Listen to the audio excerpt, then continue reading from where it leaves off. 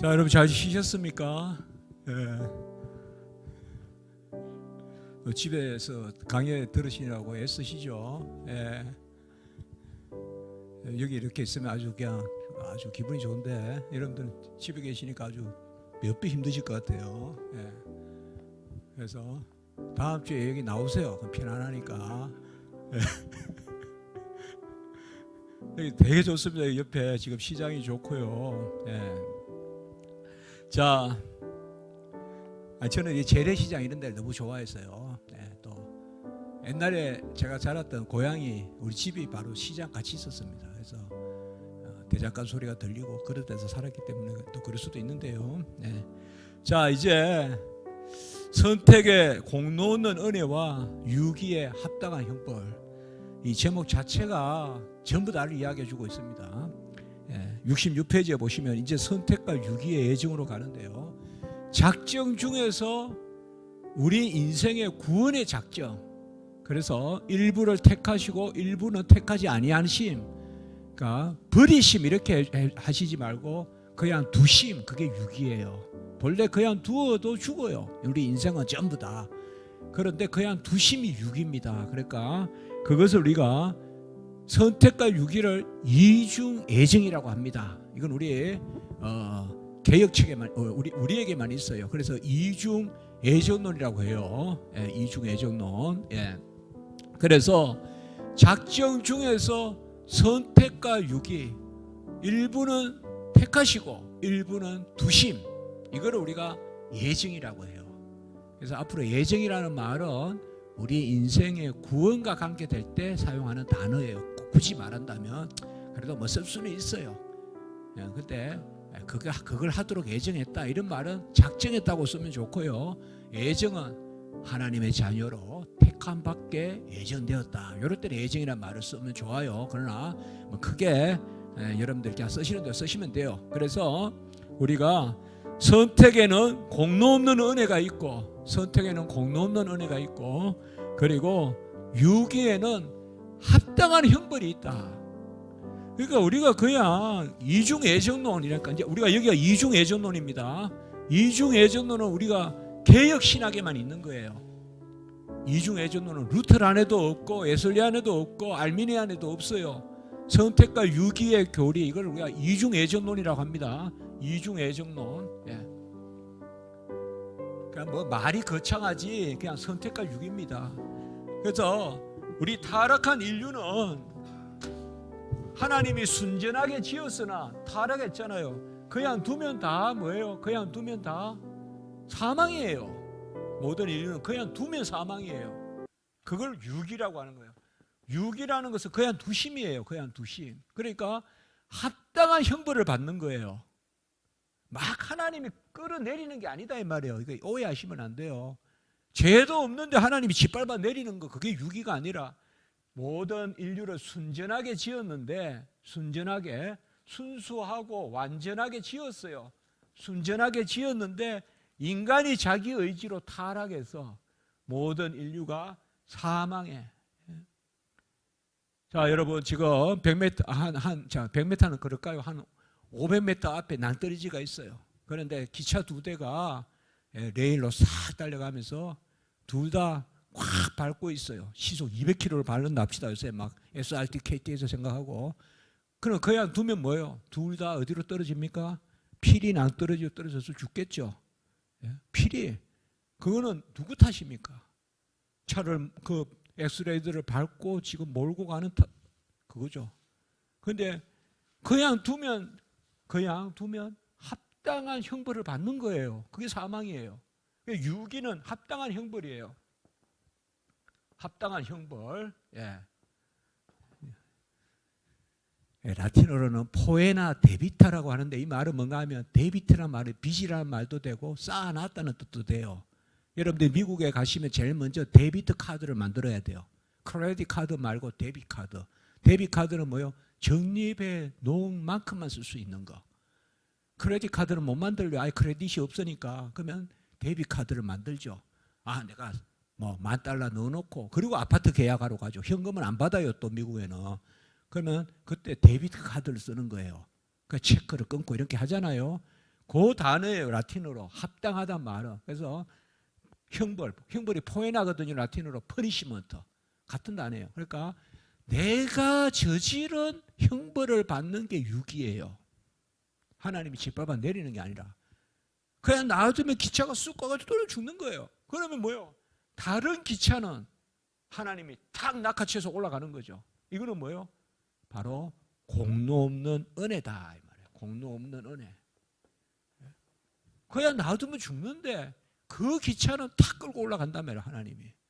요거는 바로 메리트가 없는 은혜다. 라틴어로 그라티아 인 메리타라고 그래요. 제가 라틴어 그냥 쓰는 것은 개념화를 여러분들 시켜주려고. 이게 중요한 거예요. 이게 핵심이에요. 그러니까 유기는 그냥 두심이에요. 하나님이. 그러니까 보통 우리가 보면 청년들 이렇게 지도하다 보면 왜 하나님은 어떤 사람은 짓밟아 내리고 어떤 사람은 그냥 끌어올리고 그게 아니라는 거예요. 짓밟아 내리는 게 아니에요. 그냥 두심이라는 말이에요. 그냥 두심이 유기다 이 말이에요. 사실상 저주라는 개념은 그냥 두시는 거예요. 그냥 두시는 거. 그냥 싹 가가지고 낭떠러지가 있는데 툭 이렇게 되는 거예요. 근데 한 대는 나머지 한 대는 다 끌어올린다 이 말이에요. 그래서 어떤 것은 하나님이 무조건적 공로 없는 은혜를 베풀고 어떤 사람에게는 그냥 두신다. 이게 바로 성경의 가르침에 따른 이런 것을 바로 선택과 유기, 이것을 창세전에 작정했다. 이걸 우리가 예정이다라고 이야기하는 거예요. 작정 중에서도 선택하고 유기하는 그것에 관한 작정을 우리가 예정이라 부른다. 자, 그래서 뭐 제목만 여기에 아멘이 된다면 내용은 그대로 우리가 받으면 되는 거죠. 하나님 자신의 영광의 현실을 위하여 그의 작정으로 어떤 사람과 천사들은 영원한 생명에 이르게 하시고, 이게 영생이에요. 이 영생은 우리가 성경에서 영생은 하나님의 자녀됨이며, 어떤 사람은 하나님의 자녀로 삼으셨고, 앞으로 영생이다 이렇게 하면 하나님의 완전한 자녀됨, 이렇게 딱 정의를 내리시면 돼요. 영생은 안 죽고 사는 거, 불사가 아니고 자녀됨을 영생이라고 해요. 성경은 성경의 의미대로 이해해야 돼요. 그래서 어떤 사람은 영원한 생명에 이르도록 했고, 이 영원한 생명은 바로 자녀됨이고, 다른 사람들은 영원한 죽음에 이르도록 했다. 이 영원한 죽음은 바로 사망의 형벌, 하나님을 떠남, 이런 겁니다. 예정되고 미리 정해진 천사들과 사람들은 특별히 불변하게 지명되었다. 이게 바로 예정론이죠. 창세전에 예정되었다. 선택된. 그 수는 확실하고 확정되어 늘어날 수도 줄어들 수도 없다 하면 그 수가 창세전에 정해졌다. 그 수가 다 차기까지 주님은 오시지 않는다. 그 말은 맞는 말이죠. 당연히. 창세전에 택함받은 백성들의 수가 찰 때 주님이 오시겠죠. 그건 우리가 아무도 알 수 없죠. 제가 오늘 뭐 서울 올라가기 전에도 오실 수 있죠. 그러니까 그 부분입니다. 자, 밑에 보겠습니다. 하나님은 로마서 8장에 보면 얼마를 아시고 정하시고 자녀 삼으셨고 나머지는 그냥 내버려 두셨다. 이거 유기다 이 말이에요. 그냥 두심. 로마서에 보면 계속 반복해서 듣죠. 그들의 욕심대로, 그들의 또 그냥 내버려 두사. 그게 유기입니다. 이 선택과 유기의 작정을 예정이라고 부르고, 우리가 기독교 강조에서 이 부분을 잘 학자들이 조명하지 않는데, 제가 이제 저는 뭐 라틴어 이런 걸 이제 제가 알다시피 기독교 강조제 라틴어로 이제 번역했지 않습니까? 전부 다. 제가 또 어느 시기에 여러분들 소개 좀 할게요. 기독교 강조 꼭 읽으시고요. 거기에 보면 칼빈이 아까 이야기했듯이 선택된 사람에게는 공로 없는 은혜를 베푸시고, 이건 그냥 제가 라틴어를 그냥 줬습니다. 그라티아가 라틴어로 그라티아는 영어로는 그레이스입니다. 인메리타는 뭐예요? 메리트가 공로잖아요. 임이니까 공로가 없는, 그러니까 대체로 유추가 되죠. 우리가 라틴어를 하든 안 하든요. 공로 없는 은혜, 이게 선택이고, 그리고 유기된 자는 마땅한 헌별. 데비타는 뭐라 그랬어요? 아까 내가 쌓은 거, 내가 빚진 거. 꼭 빚만을 이야기하는 게 아니에요. 데빗이란 말은 내가 한 만큼이나 뜻이요. 내가 한 만큼 포에나란 말이 퍼니시먼트거든요. 영어로. 그래서 이게 가장 정확한 거예요. 그래서 선택은 공로는 은혜, 무조건적 은혜, 유기는 마땅한 보응, 합당한 보응. 그것이 바로 이중애정이다. 그러면 성경에는 어떻게 나옵니까? 어떤 사람은 영원한 생명에 이르게 하시고 어떤 사람은 영원한 죽음에 이르게 하셨다. 이런 개념은 계속 나오죠. 양과 염소를, 양은 영생에, 염소는 영벌에, 이런 개념들 있잖아요. 어떤 사람은 긍휼의 그릇으로, 아까도 나왔지만 로마서 9장에, 이거는 선택된 사람이죠. 긍휼이란 말이 뭐예요? 그냥 불쌍히 여기는 거죠. 어떤 사람은 진노는 뭘까요? 그냥 두시는 거죠. 판단 가운데 두시는 거죠. 어떤 사람은 너는 내 아들이다, 내가 오늘 너를 낳았다라고 시편 2편 7편에 말하시라고, 어떤 사람들에게는 내가 너를 도무지 알지 못한다라고 말한다 이 말이에요. 그래서 슬피 울며 이를 갈미 있다. 어떤 사람들은 문에 들이고 어떤 사람은 문 밖에 두신다 이 말이에요. 이게 선택과 유기 개념입니다, 성경에서. 어떤 사람들은 의의 종으로 삼으시고 어떤 사람은 죄의 종으로 삼으신다. 이게 로마서 6장에 많이 나오죠. 이제 우리는 불의와 불법의 병기가 아니라 뭐다? 의의 병기다. 의의 종이다. 이런 개념 나오잖아요. 이건 선택이죠. 어떤 사람은 은혜 아래, 어떤 사람은 율법 아래 그냥 두신다. 이것도 성경에 계속 나오는 거죠. 바로 은혜 아래 우리를 주셨다. 로마서 6장 14절. 의의 종은 은혜 아래에 있는 사람들이에요. 우리는. 그러나 죄의 종, 불의의 종, 불법의 종은 여전히 율법의 저주 아래 있는 사람들이다. 그래서 선택과 유기를 분명히 말하고 있다 이 말이에요. 천사도, 어떤 천사는 하나님이 선하게 작정하셨고 어떤 천사는 악하게 작정했어요. 그러나 한 가지 알 것은 천사는 언약의 당사자가 아닙니다. 언약에는 항상 대표의 원리가 있기 때문에 나중에 우리가 더 나눌게요. 사람과는 언약을 맺었어요. 그래서 아담이 타락함으로 모든 인류가 타락했죠. 언약에는 이런 모든 게 정가라고 해요. 그러나 천사는 각각 타락이에요. 천사는 한 천사가 타락해서 모든 천사가 타락했다 이런 개념이 없어요. 그래서 일단 그렇게만 보시면 되겠고요. 거기에 보면 로마서 5장 12절, 21절, 고린도후서 5장 21절 그것만 줄 잘 치놓으세요. 이게 가장 대표적으로 언약의 대표성을 뜻하는 가장 중요한 구절이에요. 한 사람으로 모든 사람이 사망에 이르게 됐다. 그래서 모든 사람이 그냥 놓으면 다 죽어요. 전 인류가 다 사망의 형벌 가운데 놓인다고요. 그 중에 일부만 공로 없는 무조건적 은혜를 베푸셔서 선택하셨다 이 말이에요. 그래서 사실상 애정론의 핵심은 유기는 당연한 거고 한 가지만 사실 중요한 거라고요. 무조건적 선택이 애정론의 핵심이라고요. 그래서 여러분들이 가르치고 또 자녀들하고 할 때 너무 선택유기 이렇게 하지 마시고 우리는 다 죽을 수밖에 없다. 다 죽었다. 그런데 일부를 택하셔서 하나님이 정한 자를 부르시고 부른 자를 어렵게 하시고, 로마서 8장 30절에 일부를 하나님이 부르셔서 어렵다 여기셨다. 그걸 이야기하면 그게 이중애정론이에요. 그러니까 너무 거창하게 자꾸 선택유기 너무 자꾸 이야기하면 아직 약한 사람들은 오해해요. 왜 일부는 하나님이 사랑 베푸고 일부는 그냥 놔둬서 불공평해. 자꾸 이렇게 이야기한단 말이에요. 그러니까 그렇게 말하지 말고 같은 거라도 모든 인류가 타락해서 사망에 속하고 진노의 자녀다 이러면 다 아멘 하거든요. 그거는 결국 유기를 이야기한 거고 금방 그게 그 유기를 이야기한 거라고요. 그런데 일부는 하나님이 택하셔서 무조건적 은혜로 자녀 삼으시고 영생을 베푸셨다. 그것도 아멘 하거든요. 그러면 이중 애정론은 아멘 한 거예요. 그럼 넘어가면 되는 거예요. 그러니까 다 같은 이야기예요. 자, 디모데후서 1장 9절의 말씀에 보면 하나님이 우리를 구원하사 거룩하신 소명으로 부르시면 행위대로 하심이 아니요 오직 자기의 뜻과 영원 전부터 그리스도 예수 안에서 우리에게 주신 은혜대로 하심이라. 자기의 뜻, 창세전에 하나님의 작정, 예정, 그리고 그리스도 안에서 이 말은 그리스도의 의로 값주고 사신 자들. 그럼 여러분들 그리스도의 의의 값은 얼마의 값일까요? 택함 받은 백성들의 구원의 값이 그리스도의 의의 값이에요.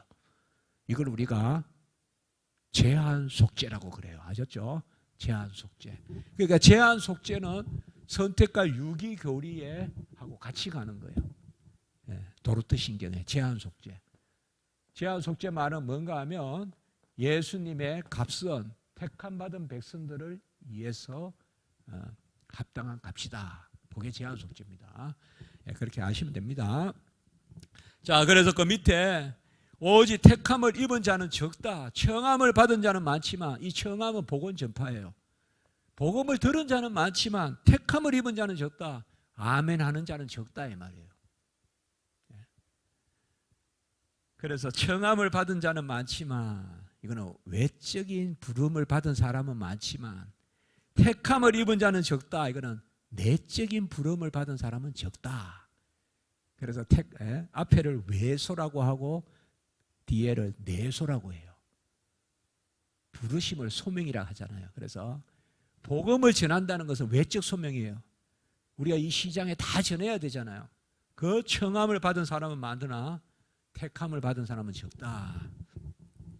오직 남은 자만 구원을 얻고 그 밑에 택함을 받은 자의 수는 확실하고 확정되어 있다. 그 총수를 우리는 뭐라고 하느냐?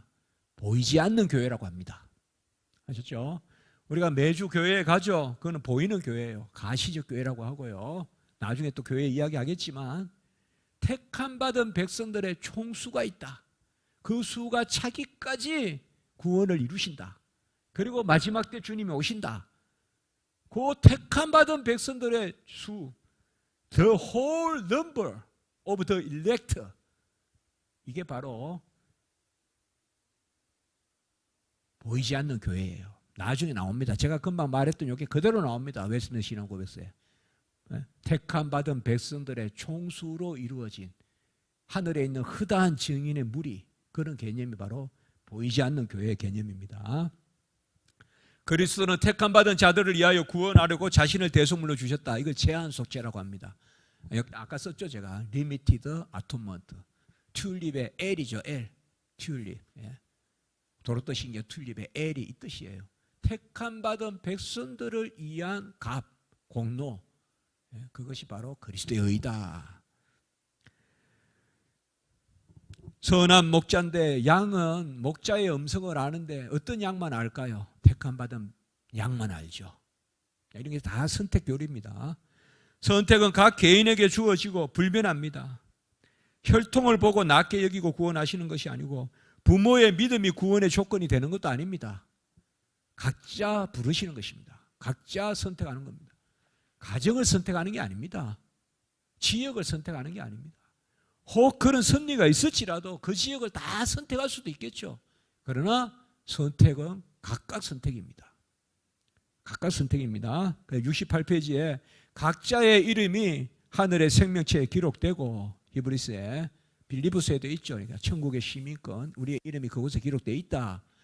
그리고 첫째 줄에 내가 너를 지명하여 불렀나니, 지명하여 불렀나니, 각각의 구원을 하나님이 창세전에 정하셨다. 그 정하심은 불변하고 거짓됨도 없다. 아무도 우리를 주님의 손에서 빼앗을 자가 없다. 누가 우리를 그리스도의 사랑에서 끊으리요? 높음이나 깊음이나 정사나 건세나 환난이나 핍반이나 기근이나 누가 우리를 그리스도의 사랑에서 끊으리요? 이것도 바로 선택의 불변성을 이야기합니다. 자, 2절 선택의 무조건성과 불가항력적인 은혜. 아까 이야기했죠. 공로 없는 은혜니까 무조건적 은혜죠. 이거 간단히 답이 나온 거죠. 두 대가 가는데 저거는 뭔가 좋아 보이고 해서 아니에요. 그냥 한 대는 택한 거예요. 한 대는 두신 거예요. 그건 무조건적 선택이라고 합니다. 아까 우리 기억나십니까? 예지예전론은 뭐라 그랬어요? 될만할 싹을 보니까 될만하니까 예정했다. 이거 로마 캐톨릭의 신인 합력설에 따른 예지예전론이고 우리는 무조건적 선택교리, 무조건적 예정교리 이렇게 이야기하면 됩니다. 자, 그래서 거기 보시면 영원하고 불변하는 의도와 뜻의 비밀스러운 계획과 기뻐하심에 따라, 기억나십니까 여러분들? 기뻐하심에 따라, 원하심에 따라, 뜻하심에 따라 세 단어 이야기했죠. 이건 무조건성을 이야기한다. 제가 다시 쓰지 않을게요. 기뻐하심에 따라 이런 말은 무조건성이에요. 그냥. 내가 기뻐한다 이거죠. 뭐. 내가 즐거워서 한다 이거죠. 무조건적이죠. 이게. 그런데 하나님의 뜻은 무조건적이지만 하나님은 공의의 하나님이시니까 값은 치르시죠. 그 값을 누가 치르세요? 예수가 치르시죠. 그게 바로 그 옆에 그리스도 안에서의 선택이다. 무조건적 선택이 돼. 값이 있어야 된다.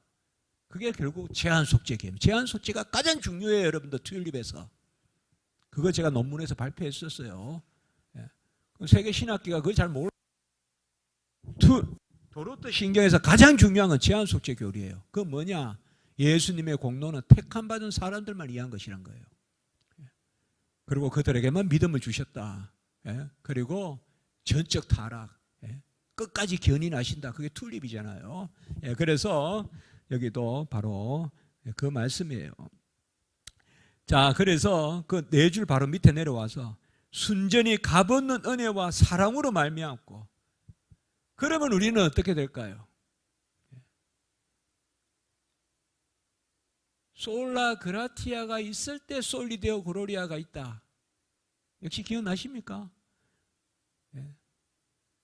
종교개혁은 솔라 피데, 오직 믿음인데 누굴 믿는다? 오직 그리스도, 솔로 그리스도. 근데 그리스도에 뭘 믿느냐? 그가 모든 의를 다 이루시고 우리를 구원하셨다는 은혜를 믿는다. 솔라 그라티아.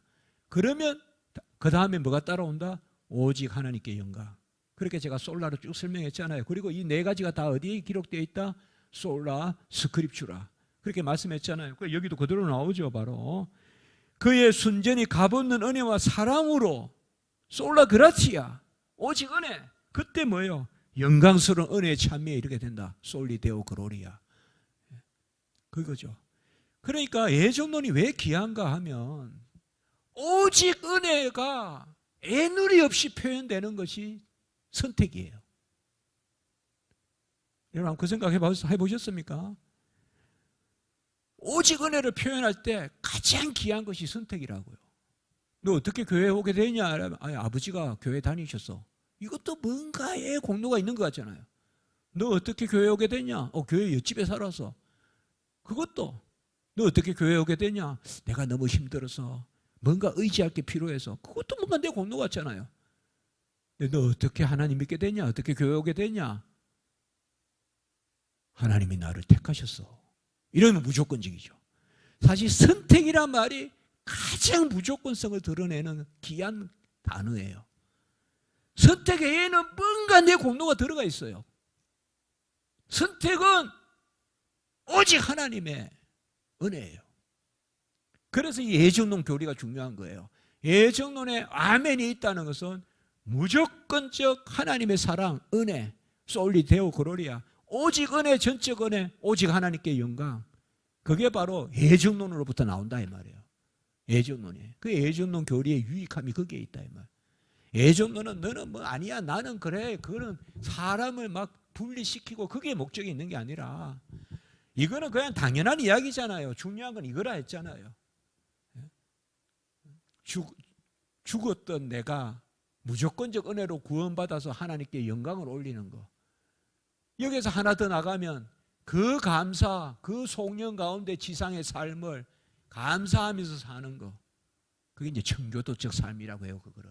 그게 청교도적 삶이 예정론으로부터 나온다고요. 무조건적 은혜를 감사하는 삶의 표현. 직업이야 어찌됐든 직업 소명설.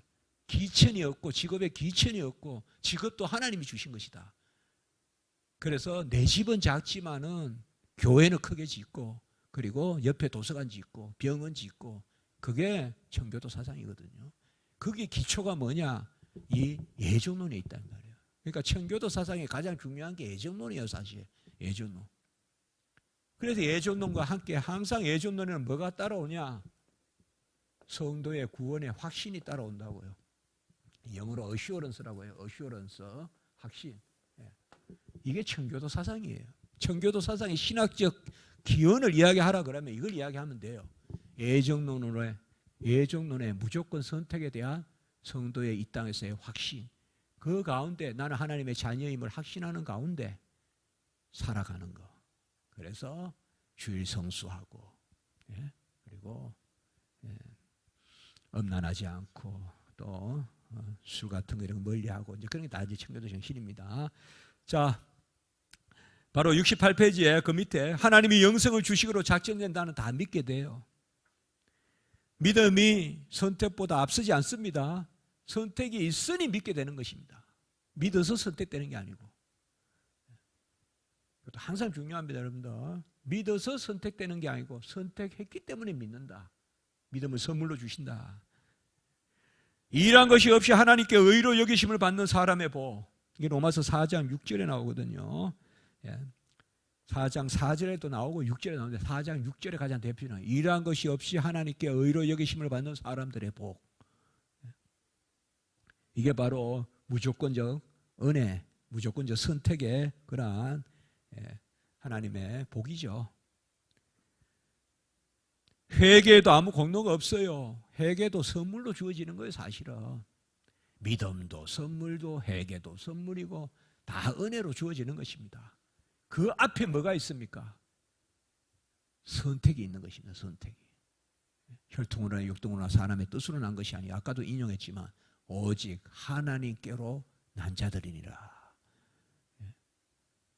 그게 바로 선택이죠.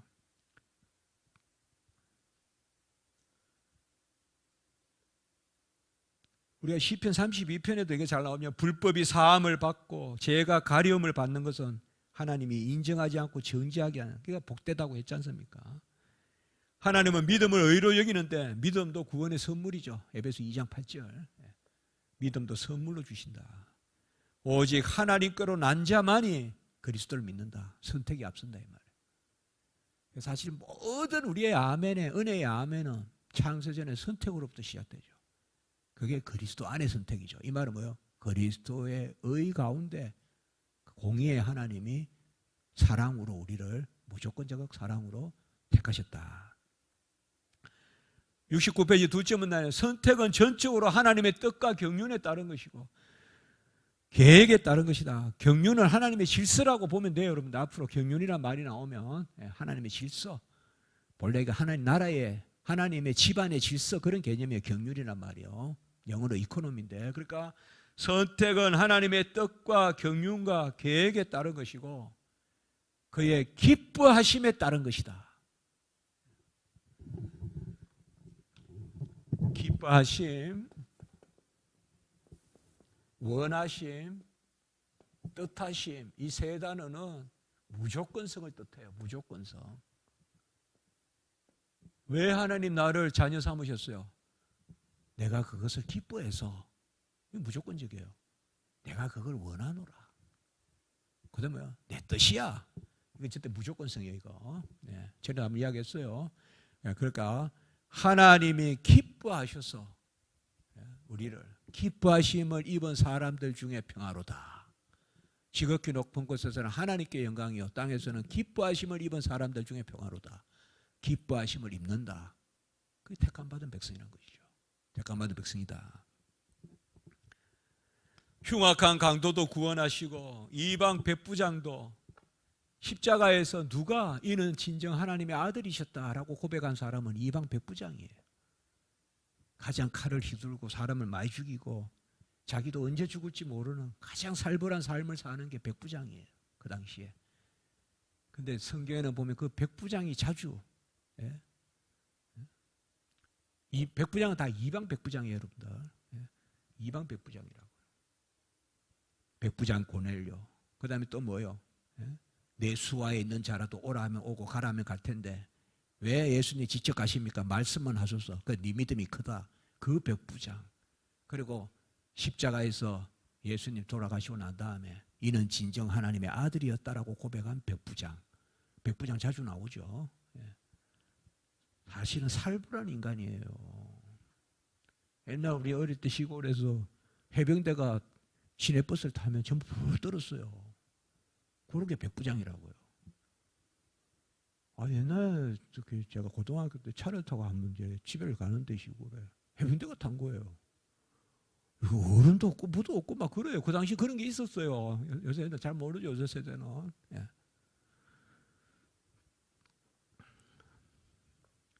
그게 백부장이에요.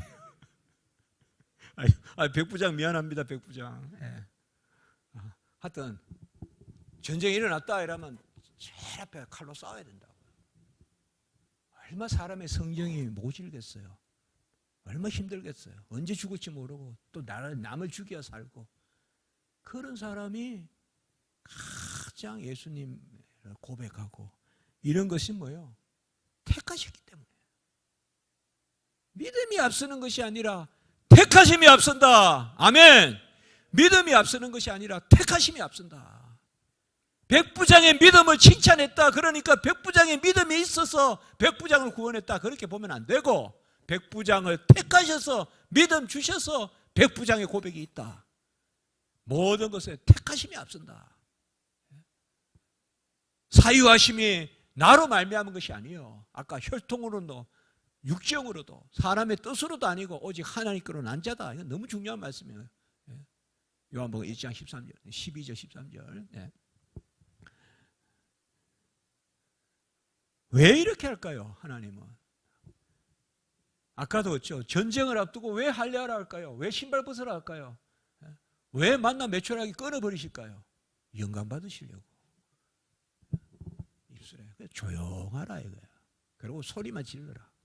너들 하는 건 아무것도 없어. 조용하게 있다가 송영만 해. 찬송만 해. 할렐루야라고 했잖아요. 제가 아까 여리고의 마지막 예침은 소원의 예침. 소원은 뭐예요? 그렇게 됐다고 미리 지금 감사하는 게 소원이에요. 소원은 내 공로 아닙니다, 여러분들. 소원은 하나님과 무슨 거래하는 거 아니에요. 내가 먼저 뭐 드리니까 하나님 내 믿음 보고 갚아주세요. 그 소원 아니에요. 소원은 미리 된 줄 알고 지금 땡겨서 감사하는 게 소원이에요. 소원은. 그게 바로 여리고성을 도는 이스라엘 백성의 함성이 소원의 함성이다. 송영의 함성이다. 그래 볼 수 있죠. 어떻게 보면 우리도 언제가 하나님의 기도의 응답의 때입니까? 이 송영의 때가 기도의 응답의 때라고. 내가 했다라고 하면 아직 기다리게 만드신다고요. 하나님. 나는 아무것도 할 수 없고 하나님이 하십니다. 기도도 하나님이 시켜서 합니다. 이 정도 되면 이제 하나님이 하시는 거예요. 기도도 내가 하는 게 아니라 하나님이 시켜서 합니다. 나중에 기도의 자리에 나오지 않을 수 없게 하셔서 합니다. 하나님이 그 아들에게 주신 자는 누구나 다 그리스도께로 나아갑니다. 내게로 부른 자는 하나도 하나님이 떠나지 않게 하신다. 식견이 있어서 그리스도를 믿게 될 자 아무도 없고, 하나님이 먼저 사랑하셔서 미리 아시고 정하시고 정하신 자를 부르시고, 그래서 택하시고 정하시고 부르시고 의롭다 하시고 영화롭게 하시고 거룩하게 하시고 영화롭게 하시고, 이거 구원 서정이라고 해요. 우리가 구원 순서. 거기에 제일 먼저 항상 뭐가 있느냐? 선택이 있다 이 말이에요. 선택이. 그러니까 모든 우리에게는 무조건인데 한 가지가 있다면 뭐가 있습니까? 택함이 있다 이거죠. 택함. 그것으로부터 시작됩니다. 그 택함을 오죽하면 긍휼의 그릇이라고 했을까요? 어떤 사람은 그릇을 내가 준비한다고 또 생각해요. 긍휼의 그릇이라니까. 그릇은 그러면 또 누가 준비할까요? 제가 설교 때 그렇게 한 비유를 든 적이 있어요. 비유가 될지 모르는데 뭐 설교할 때 저는 비유는 안 드는데 거의. 자전거 튜버. 그 자전거를 제가 좀 타거든요. 삼천리 자전거가 있어 우리 집에요. 삼천리 자전거. 그리고 우리 집 옆에 양재천이 있어요. 거기는 세계적인 얼마나 아름다운지 몰라요. 잉어가 얼마나 많은지 정말 고기반 물반. 밤에 이렇게 저녁 때 식사하고 내려가면요 물이 꿈틀꿈틀해요. 정말 잉어예요. 잉어 엄청 많아요.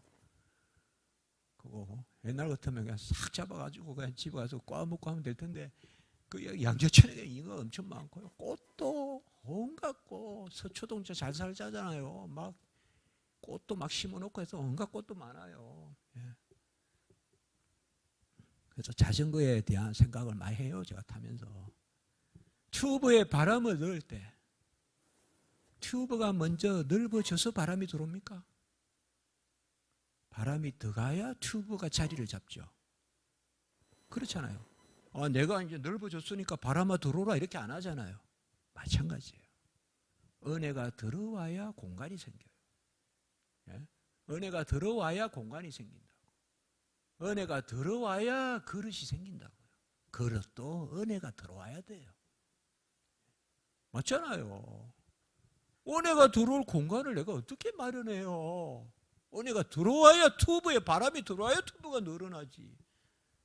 내가 먼저 늘어놓을 테니까 바람을 들어오라 말도 안 되는 이야기잖아요. 맞잖아요. 그러면 긍휼의 그릇은 뭐야? 전부 무조건적이에요. 오직 은혜, 전적 은혜. 아멘. 오직 은혜, 전적 은혜. 준비도 없어요. 준비가 있다고 말하는 사람들이 알메니안이고 루터란이에요. 우리는 준비조차 없어요. 우리는 사전적 은혜 개념 이런 게 없다고요. 사전적 준비 단계에서 하나님이 깨우치게 해서 최소한 믿음을 거부하지 않은 은혜 공로조차는 있어야 된다. 이게 알미니안 생각들이거든요. 루터란 생각이고. 우리는 뭐예요? 거부하지 않은 것도 내 공로 아니에요. 그것도 하나님의 공로예요. 불가항력적인 은혜를 거부하지 않은 것도 하나님의 은혜라고요. 그게 우리 개혁신학이에요. 이건 우리 개혁신학밖에 없어요. 그것에 여기가 서 있다. 그때야만이 솔리 데오 그로리아예요. 그게 오직 하나님께 영광이에요. 무슨 촛불을 더 밝히고 무슨 거창하게 옷을 입고 십자가를 높이 매달고 이게 흔들고 그런다고 성령이 아니라 오직 하나님께 영광 이라면 그게 성령이에요. 그래서 웨스트민스터 신앙고백서는 영광의 신경이다라고 할 수 있는 거예요. 영광의 신경이다. 하나님의 주권이고 하나님이 다 하셨고 우리는 전적인 영광을 하나님께 돌린다.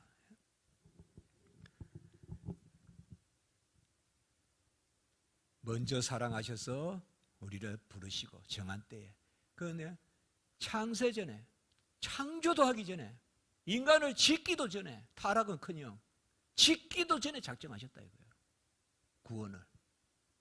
왜 타락 전 애정설이라 그래요. 타락 전에 벌써 애정했다. 그거는 창조 전에 애정설하고 똑같은 말이에요. 창조 전에 애정했다. 그래서 이제 때가 되어 우리를 이때 이 땅에서 부르신다. 그걸 우리가 소명이라 합니다. 자, 선택의 필이 따르는 소명입니다. 이게 이제 효과적인 소명이란 말은 아까 이야기했죠. 제가 내적 소명이라고도 해요. 뭐냐면 복음이 떨어지는 거, 기에 떨어지는 거는 청한 사람은 많으나 택한 사람은 적다 그랬잖아요. 우리 주님께서. 귀로 듣는 복음은 많이 들어요. 사람들이 여기 시장에도 가도 전하면 듣고. 그러나 아멘 하는 사람은 이걸 효과적인 소명이라 그래요. 내가 그 말씀을 듣고 아멘 하는 사람들, 이걸 우리가 내적 소명이라고도 해요. 이제 심령이 아멘 했다는 거죠. 이건 누구예요? 택함 받은 사람들만 아멘 하는 거죠. 그거예요. 그래서 효과적인 소명과 의롭다 함과 거룩하게 함과 영화롭게 한다. 이건 우리가 일단 구원 서정이라고 해요. 이거를 서정이란 말이 조금 일본식 표현인지 모르겠는데 구원 순서라는 말이에요. 구원 순서.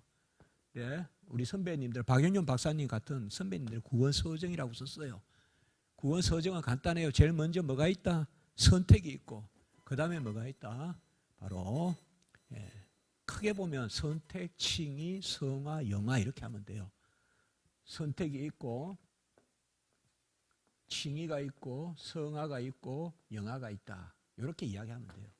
칭의의 단계에 동시에 일어나는 게 소명도, 중생도, 회개도, 자녀 사모심도, 믿음도 같이 일어나요. 칭의의 단계. 그래서 우리 보통은 구원 서정은 이렇게 이야기하면 돼요. 선택과 칭의와 성화와 영화.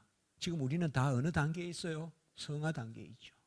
그렇죠? 그러니까 그걸 여기 이야기합니다. 자, 여기는 뭐 긴데 다 제가 읽지는 않을게요. 그러나 69페이지 마지막 줄에 그리스도를 믿는 믿음에 이르도록 때에 맞게 역사하시는 그의 영에 의해. 자, 이제 웨스트민스터 신앙 고백서에서 그의 영, 이때 그는 분명히 그리스도의 영이거든요. 로마서 8장 9절에. 이거 좀 주목할 필요가 있어요. 물론 성령 외에 그리스도의 영이 따로 있지 않아요. 그런데 아까 우리가 기억나시죠? 성령은 성부 그리고 성자로부터 나오신다 그랬죠. 그러니까 이런 개념이 뭔가 하면 우리가 받은 보혜사 성령은 그리스도의 의를 다 우리 거 삼아 주시는 영이다. 그 개념이에요. 그게 웨스트민스터 신앙고백서에 아주 강하게 나타나요.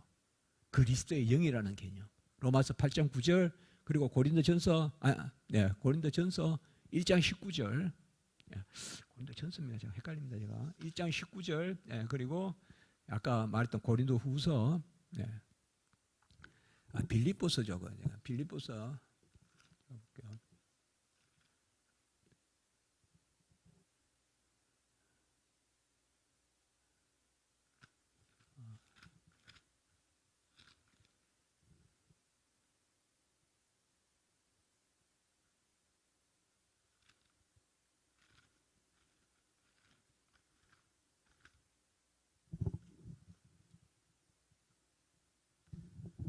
간혹 이렇게 보면 제가 갑자기 너무 평범한 구절인데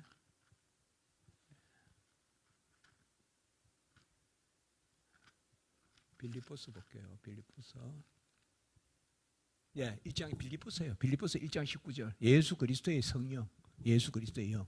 자, 이런 개념들 로마서 8장 9절에 그리스도의 영, 그 다음에 빌립보서 1장 19절에 예수 그리스도의 영, 그 다음에 고린도 후서 3장 17절에 주의 영, 이런 개념들이 다 성령이에요. 성령인데 왜 신약시대 때 그 성령을 그리스도의 영이라고 부르고 예수 그리스도의 영이라고 부르냐?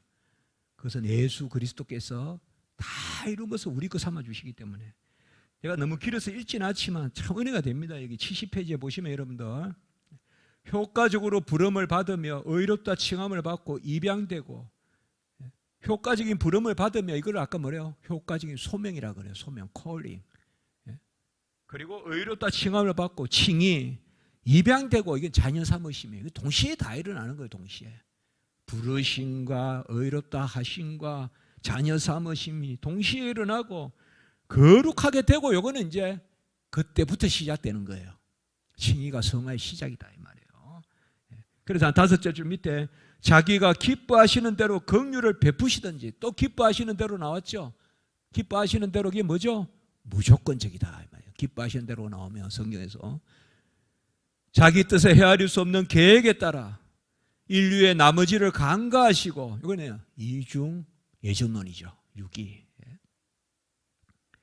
그래서 쭉 내려오셔서 4줄 밑에 효과적인 부르심의 확실성으로 자기들에 대한 영원한 선택을 확신한다. 이게 가장 대표적으로 이걸 강조한 사람들이 청교도라고 제가 아까 이야기했어요. 영어로는 assurance. 택함 받음을 믿는다, 이 말, 확신한다.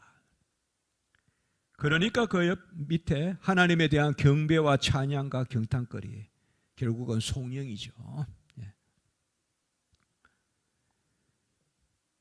우리에게 밑에 해설 제가 한 거 봅시다. 보혜사 성령이 주어지면, 보혜사 성령은 그리스도의 의를 우리 것으로 삼아 주시기 때문에 그리스도와 함께 자녀가 되고 상속자가 되는 영이고, 하나님을 아빠 아버지로 부르는 양자의 영이다. 로마서 8장 15절, 로마서 8장 9절은 그리스도의 영이라는 개념이고 상당히 중요합니다. 로마서 8장이 성령을 다루는 데 있어서 가장 중요한 장 중에 하나예요. 성령에 관해서 로마서 8장. 하나님의 아버지의 미리 아심을 따라 성령이 거룩하게 하심으로 순종하고 예수 그리스도의 핏부림을 얻기 위하여 택하심을 받은 자다. 요거 베드로 전후서에 상당히 중요한 말씀도 많이 들어있어요. 이렇게. 그럼 베드로 어부잖아요. 그런데 이 베드로 전서 후서 보면 참 물론 성경이 다 귀하지만 하나님의 미리 아심을 따라 성령이 거룩하게 하심으로 순종함과 예수 그리스도의 핏부림을 얻기 위하여 택하심을 받은 자들, 선택에 대해서 이렇게 딱 정확하게 멋있게 딱 기록되어 있는 것도 많지 않거든요. 정확하게 이렇게. 그리고 창세전에 우리를 거룩하고 흠이 없게 하시려고 에베소 1장 4절 예수 안에 선한 일을 위하여 지으심을 받은 자다. 하나님이 우리를 창세전에 택한 것은 선한 일을 위하여 창세전에 우리를 지으셨다. 그래서 성령이 임하면 생명을 얻고 생활이 얻는다. 제가 표현할 때는 살아남도 살아감도 은혜다. 또 칭의도 성화도 은혜다. 칭의는 생명이거든요. 성화는 생활이거든요. 저는 살아남도 살아감도 은혜다. 칭의와 성화가 다 은혜다. 이걸 우리가 이중 은혜론 혹은 이중 은총이라 그래요. 보통 이중 은총이라 하는데 요새는 은총이란 말보다 은혜가 좋아요. 그러니까 이중 은혜라 그래요. 오늘 이중이란 말 두 개 있네요. 이중 예정이란 말, 선택과 유기. 이중 은혜라는 말 뭐예요? 칭의도 은혜고 성화도 은혜다. 살아남도 은혜고 살아감도 은혜다. 생명도 은혜고 생활도 은혜다. 생명만 은혜가 아니라 생명과 생활이 다 은혜다. 예?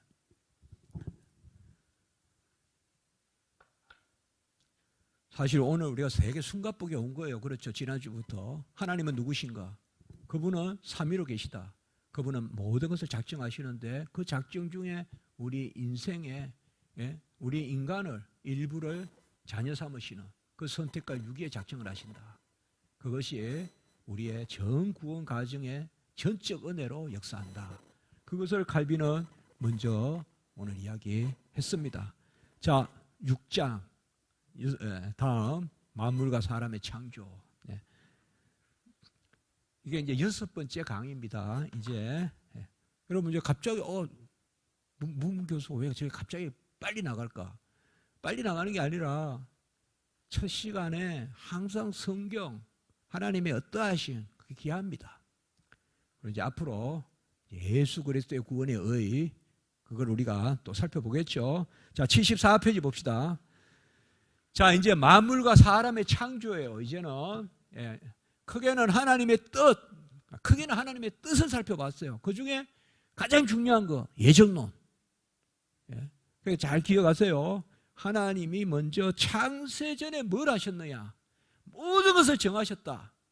그 중에 모든 것을 정하심이 작정인데 작정 중에서 선택과 유기의 작정을 뭐라고 한다? 예정이라고 한다. 그걸 먼저 말씀하시고 그 가운데 뭘 했다? 창조했다 이 말이에요. 창조보다 앞서는 것이 뭐다? 하나님의 자녀에 대한 선택이 앞선다 이 말이에요. 그래서 이걸 타락 전에 벌써 예정했다. 창조 전에 벌써 예정했다. 그래서 창세 전에 우리를 그리스도 안에서 작정하셨다. 에베소 1장 4절이죠. 그러니까 아주 성경적인 순서를 쫓아가고 있는 거죠 지금. 여기에서 자 이게 이제 4장 1조에서 2조예요. 이거는 이제 웨스트민스터에서는 4장이고 이제 우리의 강의는 6번째 부분입니다. 자 74페이지 봅시다. 삼위일체 하나님의 창조 경륜. 경륜은 제가 아까 뭐라 그랬죠? 질서라 그랬죠. 그러니까 이코노미란 뜻인데요. 이코노미 있잖아요. 영어로는 경제가 이코노미잖아요. 그게 본래 경영이란 뜻이고 경륜이란 뜻이에요. 이게 어디에서 나왔는가 하면 오이코스란 말이 있어요. 헬라에. 그 다음에 노미아란 단어가 있어요. 오이코스는 집이에요. 노미아는 규범이고. 거기에서 집안의 규범, 그게 이코노미가 된 거예요. 그걸 우리는 경륜이라고 번역하면 돼요. 그러니까 쉽게 생각하면 삼위일체 하나님의 창조 질서 이 정도로 생각하면 돼요. 특별히 이때 질서는 뭐냐? 자신의 뜻을 역사상 이루시는 질서. 그 정도로 생각하면 돼요. 경륜은. 그렇죠. 하나님이 우리 집에 경륜이 있다 이러면 이제 어떻게 되면 돼요? 하나님이 우리 집을 향한 뜻을 이루시는 질서가 있다. 멋있죠? 예? 집에서도 좀 박수도 치고 아멘도 하고 좀 하세요. 여기는 지금 은혜가 넘칩니다 지금. 자, 우리를 향한 뜻을 역사상 이루는. 그래서 창세전 하나님의 작정을 역사상 이루는 경륜. 두 자로 뭘까요? 한번 맞춰보세요 여러분들. 창세전에 하나님의 작정을, 영원한 구원의 작정을 역사상 이루어 가시는 경륜, 질서. 두 자로 뭘까요? 언약이에요. 언약. 아셨죠? 그게 언약이에요. 그게 문병호 교수의 정의입니다. 영원한 구원 작정에 혹은 구원 협약의 역사적 성취 경륜, 그게 언약이에요. 그게 제 정의예요. 그러면 역사적 성취 경륜이란 말은 뭘까? 역사적으로 성취해 가시는 하나님의 질서, 그게 언약이란 말이에요. 그게 구약 신약이라고요. 언약이다. 경륜이란 말 참 귀하죠. 근데 너무 막연하고 어렵게만 느껴지는데 그렇게 보지 마시고, 우리가 다 뭐 집에도 질서가 있잖아요. 가풍이 있고 하나님 나라의 질서, 하나님의 질서, 그게 경륜이다 이 말이에요. 자, 성부, 성자, 성령 하나님은 자신의 영원한 권능, 지혜, 선함의 영광을 현시하기 위하여 모든 것은 하나님의 영광을 위하여, 이것도 지난 시간에 이야기한 거죠. 그게 우리에게 유익하다 그렇게 했죠. 인생의 제일 목적은 하나님을 영화롭게 하는 것과 그를 즐거워하는 것이다. 소요리 문답 제1조죠. 그러니까 여기도 영원한 권능, 지혜, 선함의 영광을 드러내기 위하여 태초부터 무로부터 보이거나 보이지 않는 모든 것을, 이게 중요합니다. 일단 크게 두 가지 이야기하고 있어요. 무로부터 창조라는 거예요. 이게 무슨 말일까요? 밑에 좀 더 설명할게요. 나중에. 창세전에는 하나님만 계셨다 이거예요. 아무것도 없습니다. 유일 존재입니다. 하나님만 계십니다. 시간도 없습니다. 공간도 없습니다. 하나님만 계십니다. 그런데 그 하나님은 삼위 하나님이십니다. 그래서 스스로가 스스로에게 말씀이시고 살아계시고, 그래서 아무 대상이 없는데도 하나님은 영원한 말씀이십니다. 삼위일체니까. 이건 지난 시간에 제가 아주 길게 강조하면서 이야기했어요. 하나님의 속성에 대해서, 자존성에 대해서요. 그런 것이 귀합니다. 자, 무로부터 지었고, 또 한 가지, 보이거나 보이지 않는 모든 것을 지었다. 이 말은 보이는 것만 지으신 것이 아니라 보이지 않는 것도 지었다. 예컨대 영혼, 이런 것도 안 보이는 거잖아요. 천사, 안 보이는 거잖아요. 천사는 영혼으로만 존재하거든요. 그러면 이런 것도 다 지으셨다. 심히 선한 모든 것을 엿새 동안 창조하거나 만들기를 기뻐하셨다. 태초에 하나님은 천지를 창조하시니라. 창조는 역사적 사건이며, 제가 이렇게 표현했습니다. 역사가 시작된 사건이다. 이 말은 우리가 성경에서는 역사라는 말은 시간의 시작을 의미합니다. 아셨죠? 세상에서는 역사다 이라면 문자의 기록을 역사시대라 하잖아요. 청동기 시대부터. 그러나 성경은 그렇게 하지 않습니다. 성경은 창세부터가 역사다. 그러면 바로 잘 표현됐죠. 역사적 사건이고 역사가 시작된 사건. 이 말은 하나님이 시간도 지으셨다 이 말이에요. 시간도 지으셨다. 하나님은 하늘과 땅과 그 가운데 있는 모든 것을 엿새 동안 지으시고 일곱째 날에 안식하셨어요. 창세기 2장 있죠. 이때 모든 것에 창세기 2장 1절 2절에 나오잖아요. 이 모든 것에 뭐도 포함된다? 천사 창조도 포함돼요. 그러니까 성경에 천사 창조는 없지 않습니까? 이렇게 말하는데 창세기 2장 1절 2절 말씀하시면 돼요. 모든 것을 지으셨으니 그 안에 보이는 것과 보이지 않는 것, 천사 모든 창조하셨다 이 말.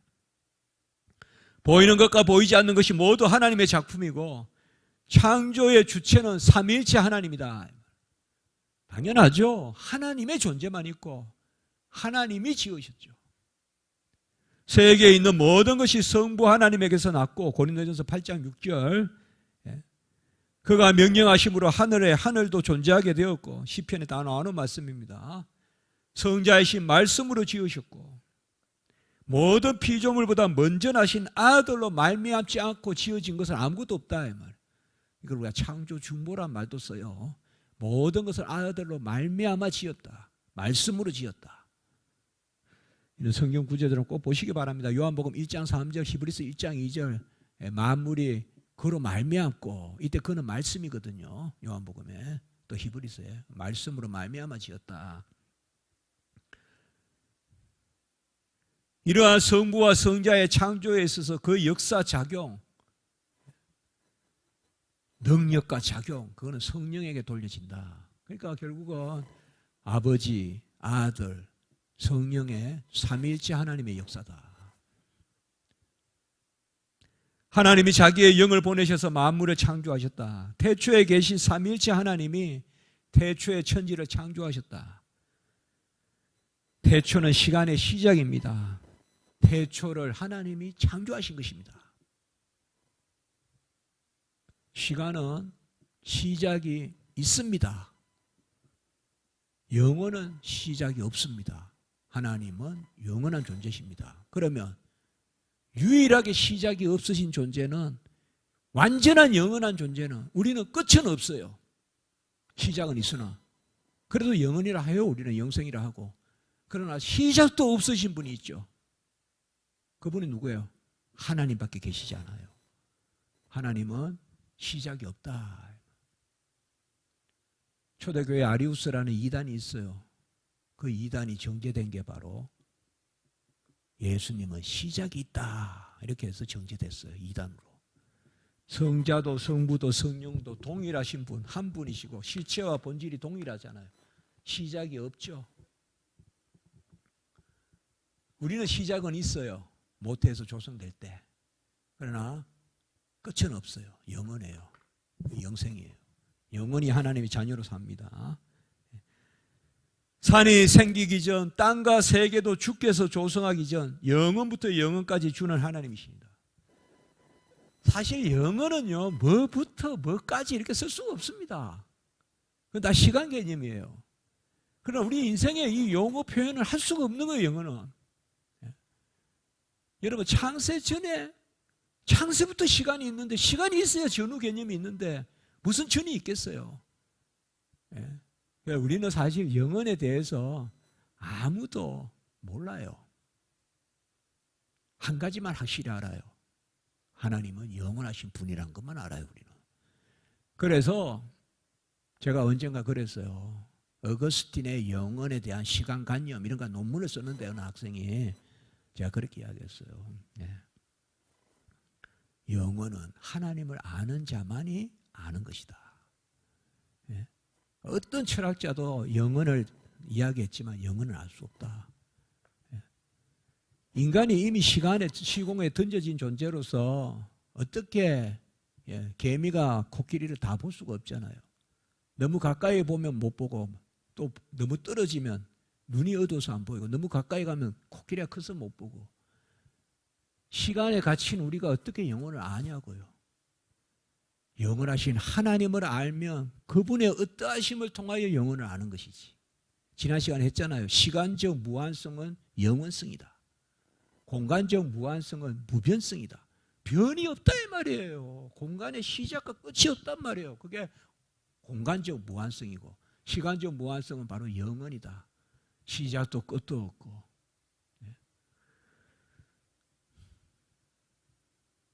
하나님은 자존하시며 시작이 없으시나 시간과 공간은 시작이 있습니다. 피조물이에요. 그래서 시간과 공간 가운데 지어졌다 하면 안 돼요. 인하면 안 돼요. 없어요. 그때는. 시간과 공간도 함께 지었다고 해야 돼요. 위드라고 해야 돼요. 유명한 이야기입니다. 그래서 하나님은 시간 안에서 창조하신 것이 아니라 시간과 함께 창조하셨다. 시간도 창조하셨다 이 말이에요. 시공을 지으시면서 시공에 두신 거예요. 창조는. 그래서 창조가 없을 때는 시공이 없습니다. 하나님만 계십니다. 그 하나님은 영원하십니다. 영원은 시공에 꼭지가 없습니다. 변이 없습니다. 가가 없습니다. 영원부터 영원까지 만유 위에 계시고, 만유를 통일하시고, 만유 가운데 계시고, 뭐 어떻게 표현하든지 간에 표현할 수가 없습니다. 사실은 만유를 지으신 분이니까. 만유에 갇히신 분이 아니니까. 전혀 아무 존재도 없는데 모든 존재를 있게 하신 분이니까. 하나님은 무엇이 있는 데서 무엇을 가지고 만드신 것이 아니라, 기억나십니까 여러분들? 하나님은 수여자시되 조성자로서, 창조자로서 수여하신다. 지난주에 말씀을 드렸죠. 지으신 분이 주시는 분이고, 주시는 분이 보존하시고 통치하는 분이시다. 같이 합니다. 창조주가 수여자시고, 수여자가 보존자시고 통치자시다. 제가 그렇게 말씀했잖아요. 크레아토로 창조주가 라르기토로 기브를 주시는 분이고 주시는 분이 콘세르바토로 보존자시고 컨저브 하시는 분이고 그분이 구베르나토로 그분먼트란 말이 통치한다는 뜻이에요. 다스리는 분이다. 그러니까 뭐예요? 모든 것은 무로부터 창조다. Creation out of nothing. 이거는 바로 엑스 니히로. 이거는 우리가 좀 기억할 수 있겠죠. 니힐이란 말이 영이라는 뜻이거든요. 그래서 없는 데서 창조하셨다 이 말이에요. 옮겨서 지으신 것이 아니라 없는 데서 창조하셨다. 여러분 오늘은 제가 여기까지만 해야 될 것 같습니다. 조금 시간이 제가 차를 타는 시간이 태평교회로 옮겨와서 조금 더 걸립니다. 그래서 여기까지 다음 주부터 무로부터 창조 그 부분부터 다음 주에 또 볼게요. 여러분 그냥 꼭 하나만 부탁할게요. 갈로의 성경은 그냥 넘어가면 안 된다. 아까도 말씀드렸지만 성경 구절을 한 구절이라도 네 구절로 만드는 그 기쁨 그게 이번에 강좌를 통해서 있었으면 좋겠다. 그게 제 작은 바람입니다. 감사합니다. 여러분 건강하십시오. 다음 주에 이 태평으로 오십시오. 시장에 가서 맛있는 거 사 드시려면